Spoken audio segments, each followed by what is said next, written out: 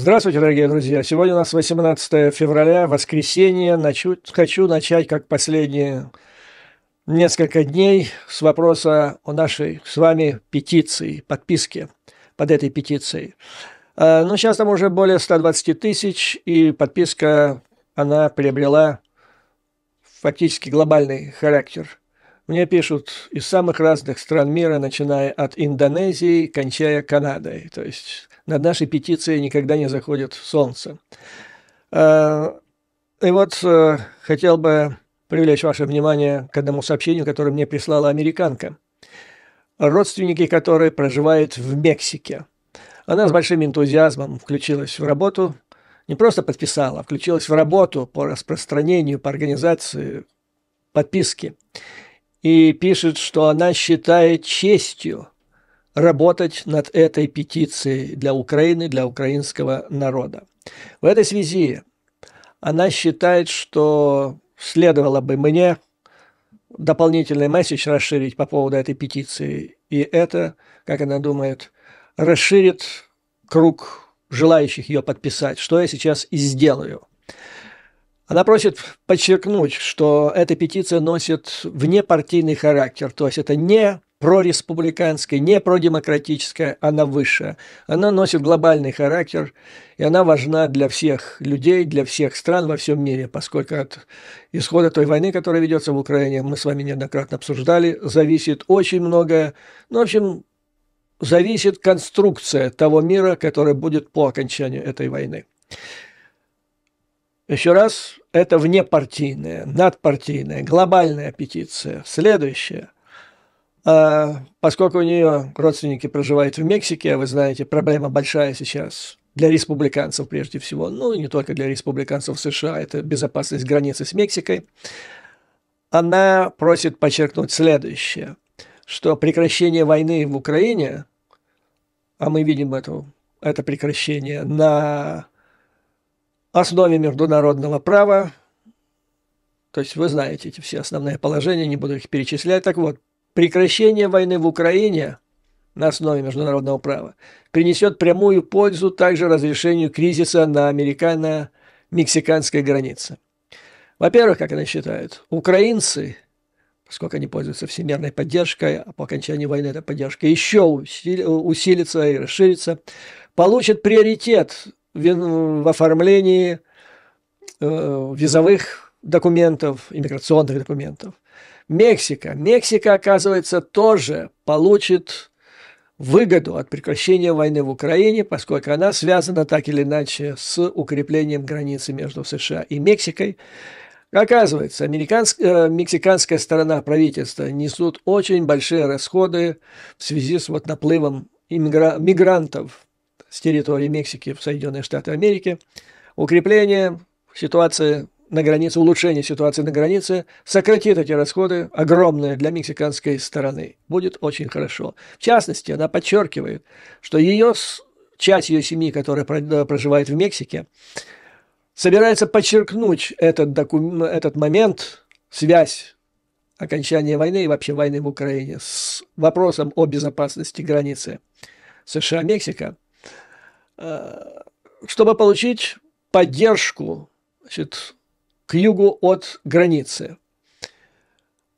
То есть ее идея распространять подписку под нашей петицией в Мексике, возможно, в других странах Латинской Америки, подчеркивает, что это также в их интересах. Это укрепит границы, снизит бесконтрольную миграцию, снизит расходы местных правительств, вызванные этой бесконтрольной миграцией. То есть все будут довольны.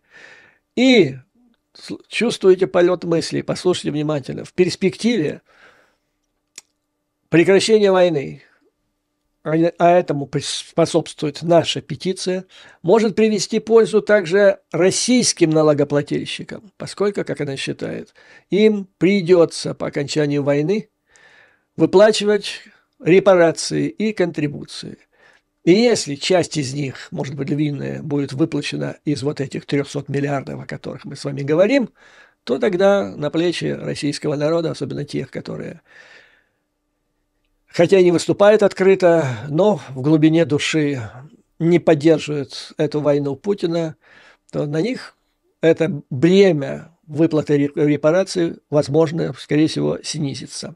Подчеркиваю, это достойная женщина, подчеркивает, что она работает по распространению подписки под нашей петицией, как свой гражданский долг и как честь для себя и тех людей, которые она к этому делу подключает. Но теперь основная тема. Вот последние 3 дня бывает вот такое, как бы там затишье или нет особых изменений.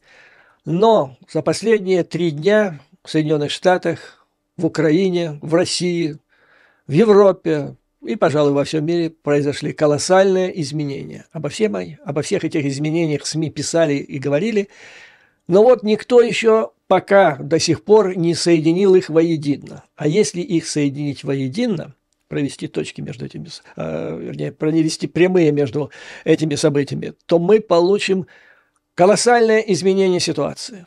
Колоссальное просто. Причем в интересах Украины, во благо Украины и всех нормальных людей. Что произошло, значит? Вот 3 события, на которых я хочу сконцентрировать свое внимание. Это приговор, не приговор, вернее, а оглашение решения по Трампу в Нью-Йорке по гражданскому делу. Затем смерть Навального. Эти 2 события, значит, потрясли, но это был нокаут, можно сказать, для Трампа, а поскольку Трамп – это основная ставка Путина сейчас, от которого зависит судьба Путина и всего его режима, поскольку от этого зависит исход войны в Украине, то получается колоссальное изменение ситуации, и одной из площадок, на которых это стало особо заметно, это была Мюнхенская конференция по безопасности. То есть я бы так, если проводить широкими мазками параллели, но это, скорее всего, литературное упражнение, но тем не менее, я бы сравнил вот то, что произошло за последние 3 дня. То есть для Трампа это было, почти Ватерлоу. Почти Ватерлоу. А Путин, он потерпел такое же поражение, как российская армия потерпела в свое время от Наполеона под Аустерлицем. Ну, а теперь я вам объясню, почему я так считаю. Итак, приговор, не переговор, приговор – это в уголовном процессе, а это решение гражданского суда, которое в пятницу огласил судья Энгорон. Сложная фамилия. Поэтому иногда путаюсь, не судите строго. Так вот, значит, согласно приговору, организация Трампа и он лично должны выплатить, то есть оштрафованы на примерно 350 миллионов долларов, это конкретный штраф. Затем около 100 миллионов долларов – это набежавшие проценты. Итого это где-то около 453 миллионов долларов. И дальше каждый день, пока Трамп будет выплачивать эти почти 500 миллиарда, каждый день нарастают эти штрафные санкции, проценты, пени. Кроме того, значит, его сыновья, каждый оштрафован, по-моему, где-то на 4 миллиона долларов каждый. Иванка, его дочь, чудом сорвалась с крючка, потому что она участвовала во всем том, что и сыновья. Но она заняла более мягкую позицию, не вызывающую по отношению к суду, как это сделал Трамп и его сыновья Бивис и Батхед. Они известны в народе под такими погонялами здесь.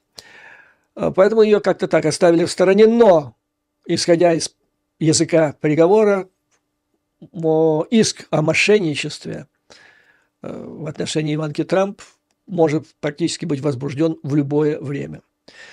Далее, значит, в судебных документах указано прямо, что вот это решение суда, штраф, наложен на него и на сыновей в связи с тем, что они совершили фрод. Это мошенничество. То есть, опять-таки, не по приговору уголовного суда, но по результатам гражданского суда Трамп – мошенник.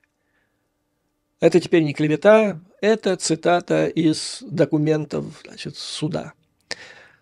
Что он совершил? В чем состояло мошенничество? Он во много раз преувеличивал реальную стоимость тех активов, которые он имел, под которые он брал кредиты у банков, затем на полученные кредиты он строил новые здания или гостиницу, отель и так далее. А потом, значит, когда он ее выстраивал, он списывал убытки по этим лонам за счет тех этих самых условий кредитов, которые он брал, значит, изначально под этот проект. Ну и вот в результате, как посчитал судья, таким образом и все это вылилось в эту сумму. Теперь, что делать дальше? Ну, для того, чтобы подать на апелляцию, Трамп должен положить в качестве залога 110% от вот этой суммы, 500 миллиарда фактически. Денег таких в наличии у него нет. Во время судебного процесса гражданского он показал, что у него есть порядка 100 миллионов долларов наличными или более-менее в ликвидном состоянии.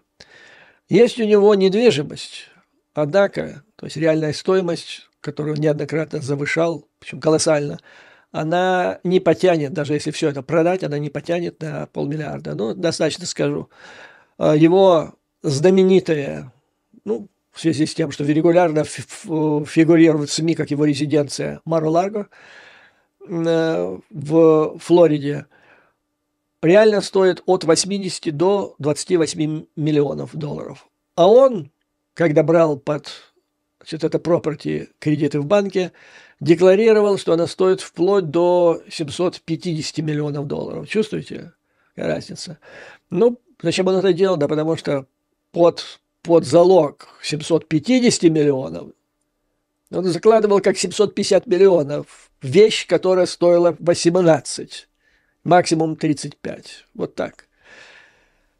Он получал лучшие условия кредита, он мог получить больше, во-первых, а во-вторых, на лучших условиях.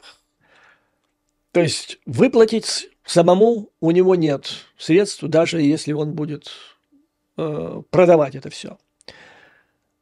Теперь, значит, судья запретил предоставлять кредиты Трампу всем банкам, которые зарегистрированы в Нью-Йорке. А это ужас. Все абсолютно американские банки. Таким образом, никакой банк в США не может дать кредит Трампу. Он оказался в той же ситуации, в которой он уже был в конце 90-х, в начале 2000-х годов, когда, значит, он выстроил несколько казино, он собирался тут на Атлантическом побережье США построить свой Лас-Вегас. Все это рухнуло подчистую. В общей сложности за все его время строительства, когда он занимался строительством, у него было то ли 5, то ли 6 банкротств. Вот. И американские банки перестали давать ему кредиты. И вот тут-то грянула братская помощь из России в качестве грязных денег всевозможных серых и темных личностей из бывшего Советского Союза, которые на слуху тогда у всех были, как люди, связанные со спецслужбами России и с мафией одновременно, а тогда это было, да и сейчас является одно и то же, все это один конгломерат. И тогда он стал легкой добычей для Путина. И вот при помощи российских спецслужб стал президентом США. Сейчас ситуация примерно такая же. То есть он, по идее, может получить кредит где-то из-за рубежа, но саудиты, они дали его зятю по окончанию срока президентского Трампа кредит, по-моему, на 2 миллиарда под его собственный проект в Нью-Йорке. Вряд ли они сейчас расстегнут, то есть раскроют свои счета и кошельки для Трампа. Китай во время президентства Трампа тонко его подкупал. Вот тут сейчас кричат многие трамписты, сейчас их, правда, становится все меньше, после того, как оказалось, что вся эта информация оказалась дутая. Причем это официально дутая информация, потому что она объявлена это ФБР, и этот человек предстанет перед судом, это гражданин Российской Федерации, который сливал информацию о том, что Байден получал взятки от Бурисмы, по-моему, там меня ему что-то, то ли 4 миллиона, то ли что-то такое. Так вот, когда Трамп был президентом, был отель, да он и сейчас есть Трамп, в Китае, и там китайское правительство арендовало какое-то помещение для какой-то правительственной конторы. И изрядно платила Трампу за это. Трампу платила. Сумма этих платежей мне неизвестна, но что интересно, то есть она как крыша. Там они могли декларировать $1000 в месяц, а под эти $1000 могли платить гораздо большие суммы. Но что интересно, как только закончился президентский срок Трампа, как только он покинул Белый дом, китайцы тут же закрыли эту лавочку и больше ему не платили. То есть им не надо было держать там вот, им было где держать эту компанию. Они специально вот провернули эту операцию, чтобы немножко отстегивать ему денег. Не знаю, насколько он богаче стал, но у китайцев появились материалы о том, что они платили президенту Соединенных Штатов Трампу. Так вот, значит, китайцы, пойдут ли они опять на это? Вряд ли, потому что он сейчас гораздо хуже ситуации. Тогда, в начале 2000-х годов, когда он попал в эту историю, и потом, когда стал президентом, он не был объявлен мошенником по американским судам. Не было такого скандала. Теперь он есть. То есть вряд ли. Короче говоря, вот реально одна страна, по-моему, вернее, один режим, который мог бы в этих условиях дать кредит Трампу, это Россия, это Путин. И опять он оказывается... То есть вот это решение суда Нью-Йоркского, оно фактически превратило Трампа в раба, если хотите, в раба Путина. Потому что от Путина сейчас зависит все. Банкрот человек, понимаете? Сейчас он вообще не может никакой транзакции сделать со своими финансами без подтверждения специально, значит, назначена судья, которая будет мониторить все транзакции этой организации Трампа. И все. О том, что там, допустим, такие ходы, которые Россия, Кремль проделывали в отношении Трампа накануне 2016 года и позже. Там, допустим, у него было property во Флориде, которое стоило, опять-таки, там где-то 20 миллионов, 25. А тут появляется российский миллиардер рыболовлев, который ни с того ни с сего покупает ее за 100 миллиардов. Да? Так вот теперь уже это не пройдет. А Трамп это вот... Сейчас, на этих выборах 2024 года, это основная главная ставка была, наверное, еще в мечтах остается, может остаться у Путина. Причем у Путина в этом плане гораздо хуже ситуация, чем в 2016 году. В 2016 году он не был ввязан вот в эту авантюру, кое является сейчас война в Украине, и не решался вопрос о том, быть ли ему или не быть его режиму. То есть сейчас он себя загнал в угол, и он был уверен, даже вот это видно было по его физиономии в ходе интервью Карлсона, что он добьется этого. И вдруг, на тебе, такая незадача. Это действительно незадача, потому что, хотя, я бы цитировал, значит, как говорили республиканские же избиратели, которые приходили на праймерис в штате Айова, Нью-Хэмпшир, если по суду будет признан Трамп преступником, то, значит, они за него голосовать не будут. Огромное количество таких республиканцев. Здесь он не является преступником, строго говоря, по закону, потому что, повторяю, это не был уголовный процесс. Но он гражданским судом признан мошенником. То есть его ядерный избиратель, я думаю, что вряд ли это решение изменит его позицию, пойдут голосовать маговцы за него. Но их ничтожное меньшинство. Я думаю, что подавляющее большинство независимых, от которых, как мы с вами говорили, будет зависеть исход выборов 2024 года. Я думаю, что многие из них изменят свою позицию в связи с этим решением. А там же еще уголовные процессы предстоят и так далее. И вот что теперь ему делать? И я думаю, вот сейчас об этом болят головы стратегов Путина, самого Путина И сейчас об этом думает Трамп и его ближайшее окружение, которое занимается его предвыборной кампанией. Ну что значит произошло с тех пор? На следующий же день он ринулся на встречу с избирателями. И тут стало заметно, что он не в себе, что у человека едет крыша. Он нес очередную ерунду о том, что типа он гордится, что против него выдвинули уголовное обвинение в совершении преступлений, что 91, по 91 пункту и так далее. Он кричал, что он гордится, что его кто-то там называет мафиози и так далее. Но самое интересное было, что он довели человека. Он использовал эту встречу, в частности в Пенсильвании, для того, чтобы продать, то есть впарить пришедших на эту встречу какую-то партию своих туфлей. Он еще туфли там как-то выпускается, то есть под маркой Трампа, по цене $399 за пару, естественно. И вот он поднял этот вопрос, и на него начали шикать, начали свистеть. То есть настолько было очевидно возмущение людей, которые пришли на встречу, это его избиратели, как он считал. И он решил им впаять эти шузы, и это вызвало, ну, то есть на встрече с его контингентом, его избирателей, такого еще не было. И он это услышал. То есть, если так дальше пойдет, неизвестно, чем это закончится, на панель еще придется выйти, не дай бог. Или еще что-нибудь начнет продавать. Вот, кстати, к вопросу, зачем он украл и не хотел отдавать совершенно секретные документы, когда уходил из Белого дома и хранил их потом у себя в Мар-а-Лаго. Вот не на этот же черный случай, когда он останется без денег и можно их продавать. То есть человек становится практически опасен с точки зрения, извините за тавтологию, с точки зрения национальной безопасности США, потому что он фактически банкрот.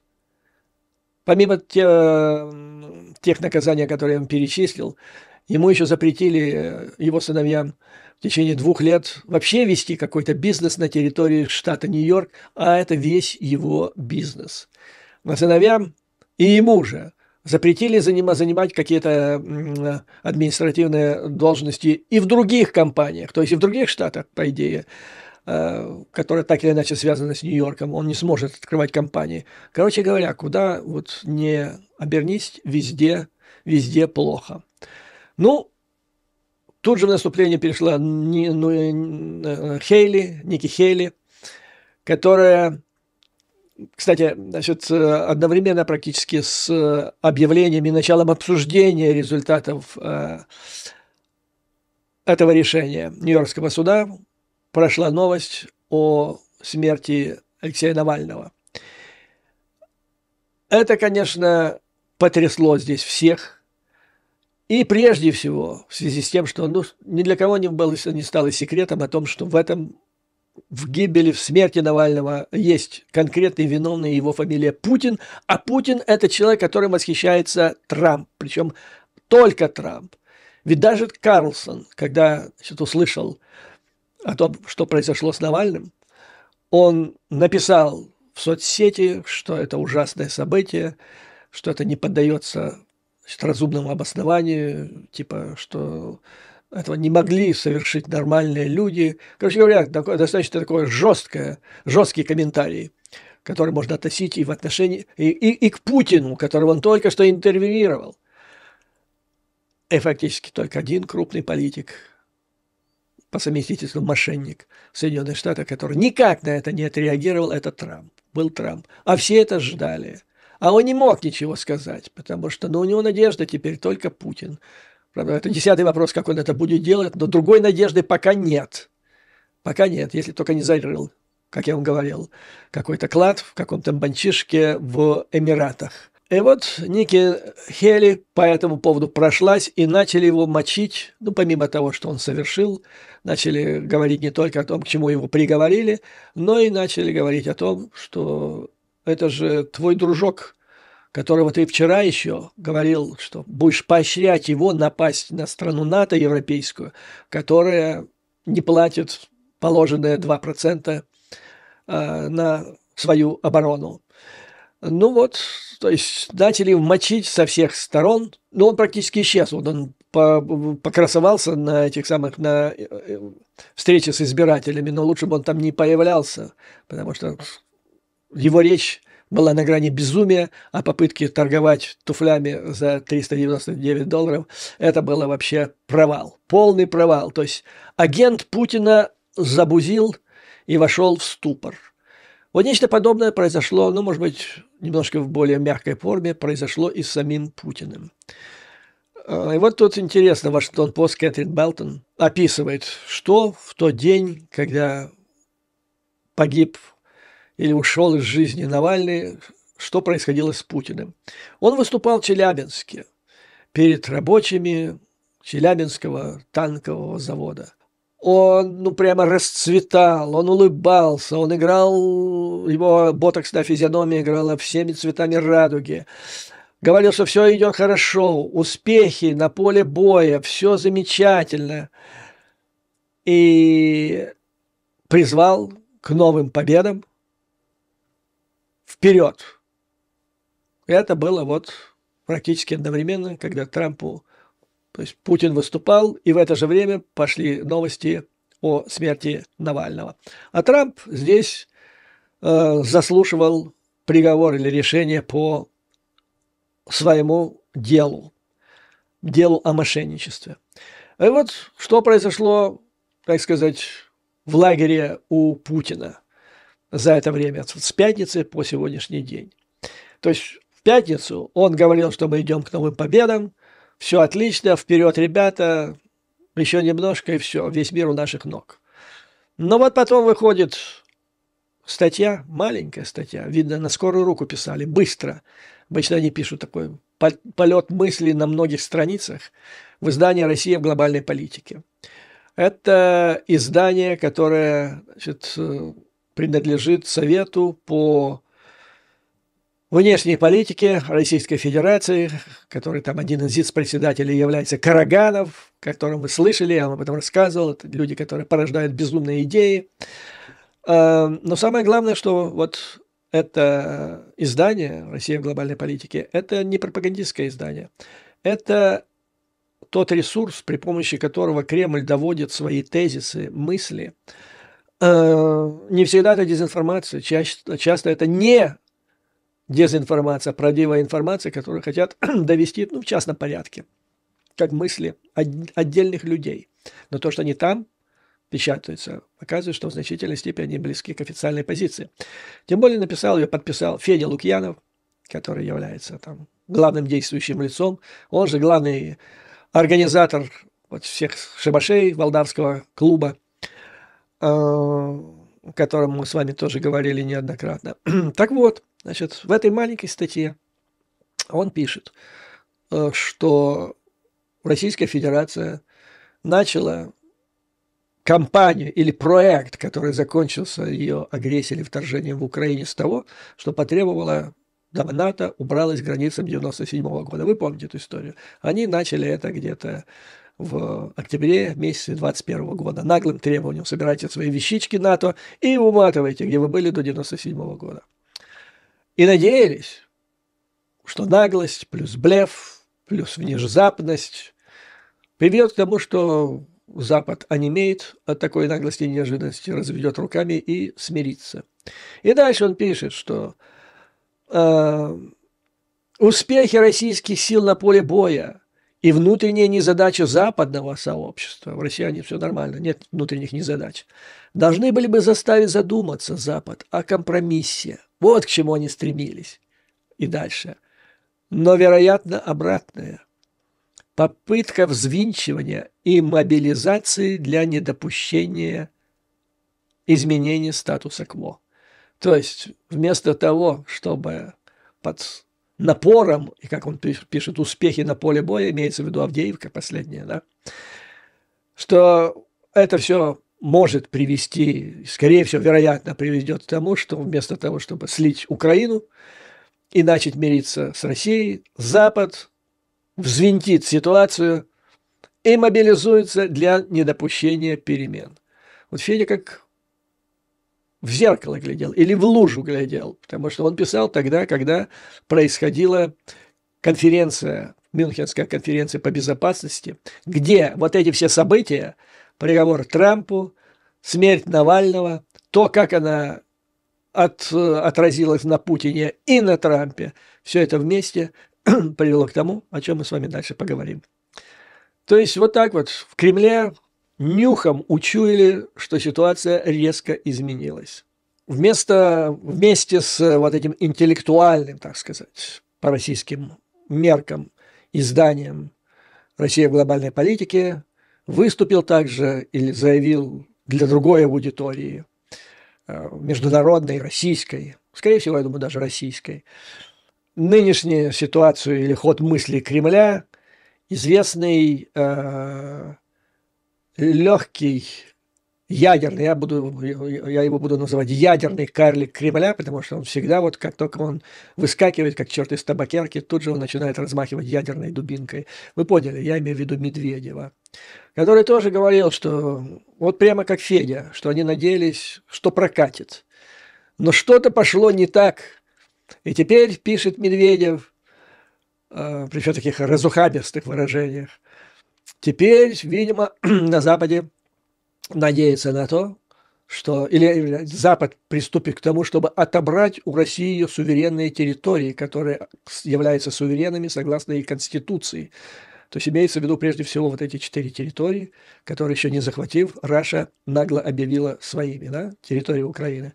Так вот, значит, если это произойдет, Запад, наверное, надеется, что пойдет раскол Российской Федерации, распад страны, гражданская война, и они, он называет их там последними словами, я их повторять не буду, и они наивно думают, что мы смиримся с этим.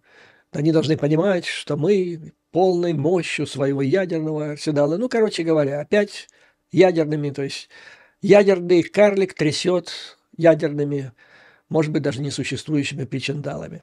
И вот как я его читаю в последнее время, читать приходится, работа такая, чтобы донести до вас информацию. Я тоже вспоминаю крылатую фразу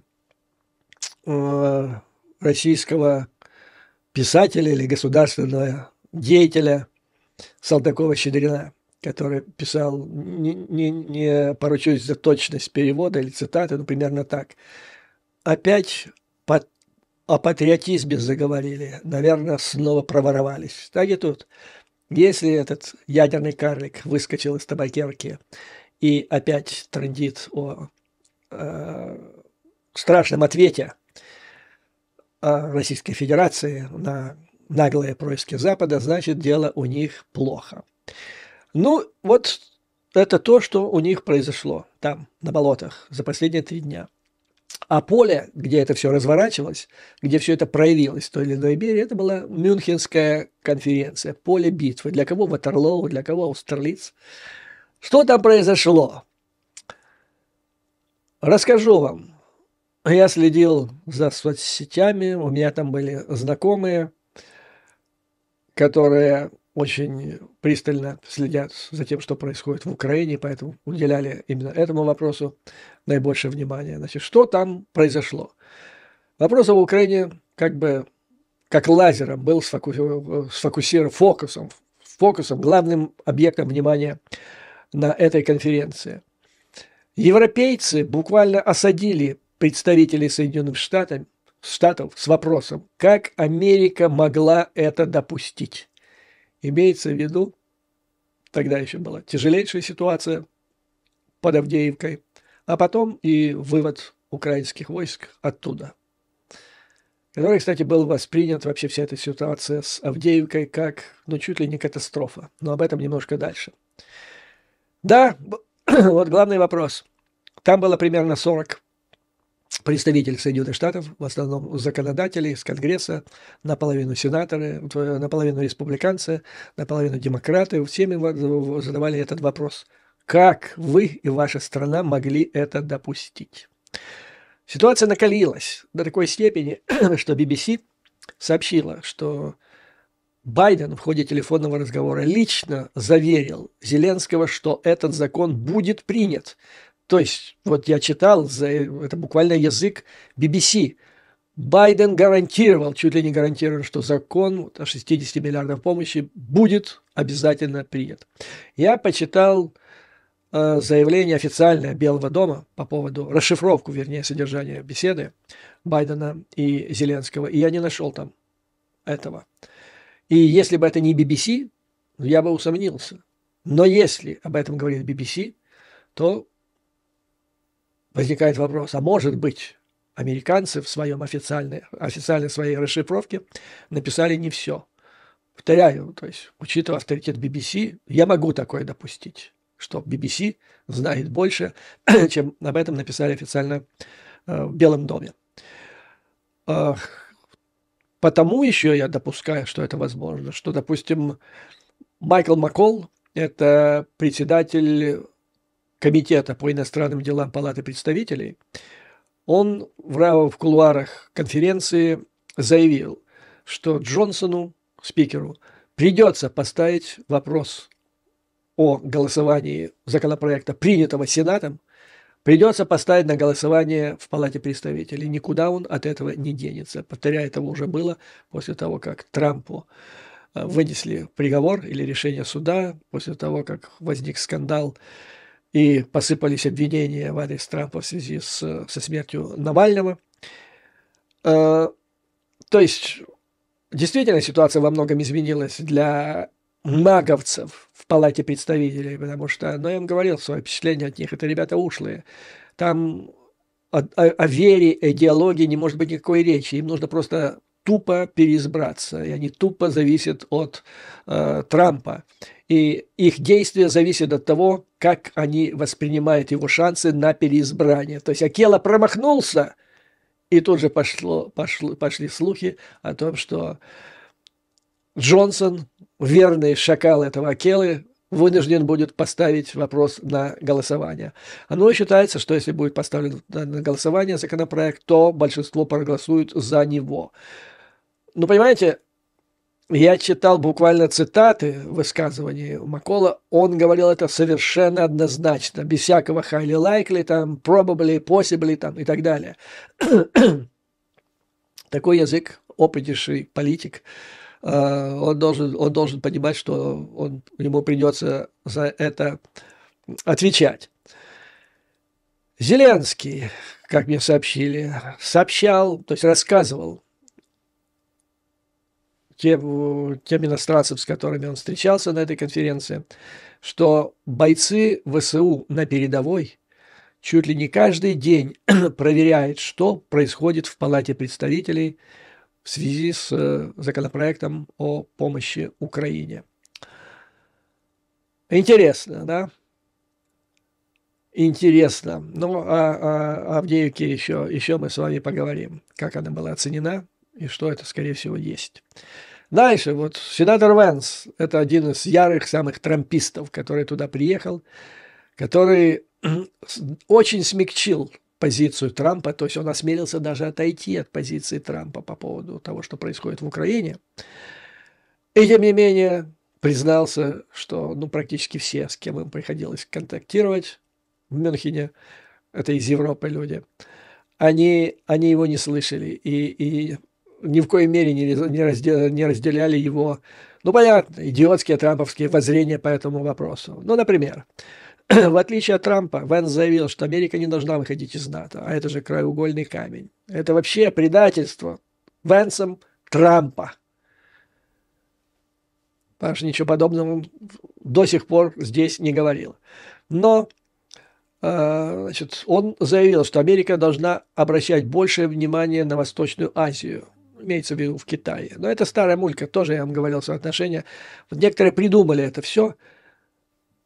Типа, давайте ни черта не будем делать в Украине, будем объяснять, что мы готовимся к Китаю. На самом деле никто к Китаю не готовится. Никакому противоборству. То есть ничего не будем делать вообще. Но будем объявлять свое бездействие в Украине необходимостью подготовки к борьбе с Китаем. То есть лев готовится к прыжку, который никогда не совершится. А вот что касается заявления Трампа по поводу Европы, что он скажет своему другу Путину, забирай и делай с ними все, что угодно, если не платят свои биллы. Это Это говорит человек, то есть не платят, они не платят свои биллы, которые должны платить за защиту. Это говорит теперь мошенник, которого за финансовые махинации штрафовали практически на 500 миллиона. Так вот, Венс тоже не согласен с этим делом. Но он не возлюбил Путина так, как возлюбил его Трамп. Но он не согласен с тем, что Путин является экзистенциальным врагом или опасностью для западного мира. И вот здесь он вынужден был признать, что никто из его собеседников, с которыми он встречался, не соглашались с такой постановкой вопроса. Республиканцы, которые там присутствовали, там было много из тех, которые традиционно и раньше заявляли о том, что они поддерживают пакет помощи Украине. Это республиканцы из Палаты представителей. Опять они заявили, что будут голосовать, что сделают все возможное, чтобы он был поставлен на голосование. Это конгрессмены Вагнер, Тенни и Гатри. Сенатор Кардин подчеркнул, что мы примем законопроект о помощи Украине в 60 миллиардов долларов. Ну и вот еще важно. Я вам говорил, что пятница, вернее, это был конец дня в четверг, когда Палата представителей уже распускалась спикером на каникулы. Там образовалась группа двупартийная, которая разработала новый проект, двупартийный в Палате представителей, где собирались опять воссоединить вопрос о помощи Украине с вопросами о границах, которые накануне спикер угробил. А эти, значит, решили их опять воссоединить. Текста никто не видел, есть пока идея, но он считает, что якобы есть хорошие возможности. После Мюнхена, господа зрители мои из Украины, он должен посетить Киев и изложить свою позицию по этому делу. С ним приедет Майк Помпео, помните такого? Это госсекретарь при президенте Трампе. Он также был директором ЦРУ в свое время. Он также после Киева, он встретится со спикером Джонсоном для того, чтобы опять это все говорить. Ну, есть вариант. То есть сначала они, вот этот же Фицпатрик, когда он объявил только об этой идее, там речь шла о том, чтобы самые жесткие требования, самые безумные требования из трампийской позиции по границе включить в этот законопроект и опять очередной раз его убить о помощи Украине. Но теперь вот в связи с тем, что произошло, можно какую-нибудь ерунду там добавить так потенциально.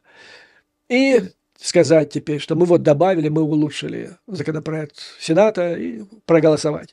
Короче говоря, господа, так по большому счету, то, что считалось, совсем недавно, 3 дня назад, как мертвый законопроект сенатский, об этом так прямо и говорил спикер, сейчас у него появилась вторая жизнь. Он скорее жив, чем мертв. Что касается Зеленского, впечатление о нем. Он удивил взвешенным поведением. Он не был возбужденный, он не был раздраженный, он не был угнетенным. Он думал такой, как, нормально. То есть такое впечатление, что человек был в хорошем настроении. Повторяю, это то время, когда там вовсю обсуждался вопрос о том, что происходит в Авдеевке и вокруг Авдеевки. И некоторые наблюдатели, особенно те, которые специализируются на военной тематике, говорили, что это чуть ли не катастрофа. Он, в частности, сказал, что то, что произошло в Авдеевке, то есть отвод оттуда войск, это сделали для того, чтобы спасти людей. То есть, когда Залужный об этом говорил 3 недели до того, как его сняли, это считалось основанием для его увольнения, при том, что он, как герой Украины, должен был быть идеальным. Герой должен быть идеальным, да? После этого последовал разгром командования, верховного командования ВСУ, который можно сравнить только с тем разгромом, который учинил Сталин в 1937-1939 году, руководство РККА, которое послужило одним из основных толчков, побудивших Гитлера напасть на Советский Союз. Он решил, что такой удар, Сталин обезглавил РККА, Зеленский с Ермаком обезглавили ВСУ. После этого под Адеевку двинули самую, наверное, элитную часть зная, что там происходит, буквально 2 недели назад, даже меньше, начали задвигать туда часть. А вот теперь так спокойно, чтобы спасти этих людей.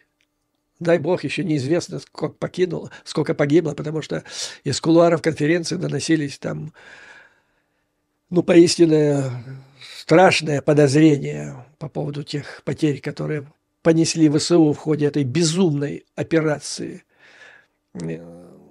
Кстати, эту операцию по праву надо считать первой стратегической военной операцией агента Козыря, поскольку, естественно, весь этот разгром и назначение нового командования был сделан прежде всего для того, чтобы Козырь и ОПА поставили последнюю структуру украинского государства под свой контроль,